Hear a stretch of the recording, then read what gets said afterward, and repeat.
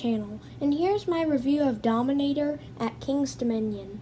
Dominator is a B&M Floorless coaster that initially opened in 2000 at the defunct park Six Flags, Ohio as Batman Night Flight, but was relocated to King's Dominion. It has a normal B&M Floorless track and trains, which can hold up to 32 riders. This coaster was quite the first impression when I pulled up to King's Dominion.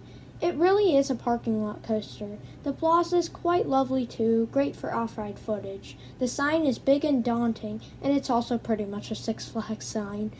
I rode this coaster quite a few times because it's good. One time I got in line, and there was this scary teenager. She was very scary, and she said, "You want to ride with me?" And I was like, and she said, "You're not scared, are you?" And I said, "No." And there were also a bunch of other teenagers she was with, and I was just like, "Nope." So I secretly got in a different line like a smart aleck, don't mind me bragging there, and got the back row, opposite of the front row, where the other people went.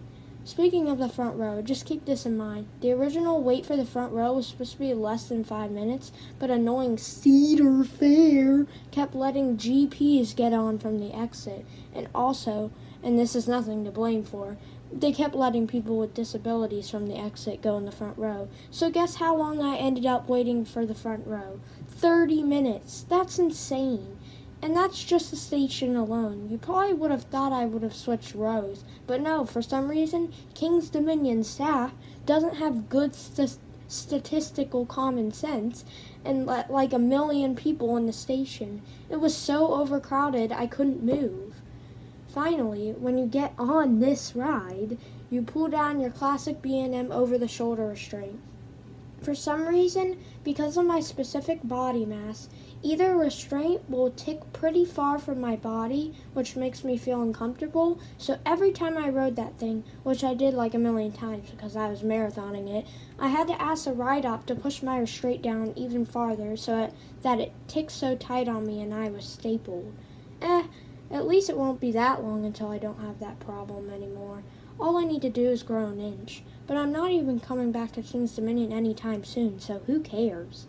Back to the ride. You yeet into a small dive right out of the station that actually surprisingly pulls you over in the back. You enter a turn into your 161-foot tall lift hill, which is kind of slow for B&M, but it's a rather older ride, so what can I say? Enter a B&M pre-drop, which was actually my first, and which I got so overexcited about. Once I got off it for the first time, it was my favorite part of the whole layout.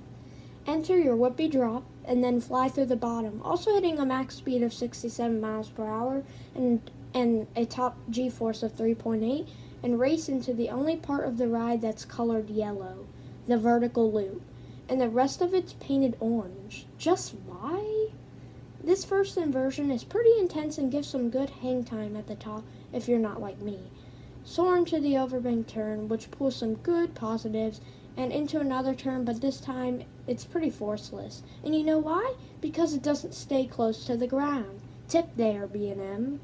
Jink into the rough section of the ride, at least for me, the Cobra Roll. I really do not like Cobra Rolls in general because they are janky and give no airtime. I'm probably just biased because I rode in Vertigo at Kings Island, my home park. I really hate that coaster. But Preston's Platinum Pass said that if you ride it in row 13, it won't be so rough. I guess so? Speaking of Preston's Platinum Pass, shout out to his channel. He makes quality content. Make sure to follow and subscribe to his channel for more roller coaster content. Anyway, enough about his channel. So I much prefer vertical loops over Cobra Rolls. After the Cobra Roll on Dominator, you ride through a turn into a mid-course brake run. A mid-course brake run. Really? Then get the only severe headbanging you will get on this ride. The first corkscrew. You know the classic B&M double corkscrew and turn in between those elements? Well, that's what this is. After that, you cruise through a series of highly banked turns, sadly giving a little bit of headbanging again. Slam into hard brakes and crawl through a final turn before entering back into the station, completing 4,210 feet of track in nearly 2 minutes. And that's pretty much it. Otherwise, to be able to ride this attraction, you must be at least 54 inches tall.